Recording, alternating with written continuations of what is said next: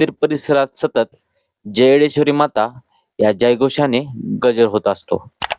या काळात मंदिरात येणाऱ्या भक्तांचा उत्साह अपार असतो. पायऱ्या चढताना येणारा थकवा गर्भगृहात पोचल्यावर देवीच्या दर्शनाने क्षणात दूर होतो.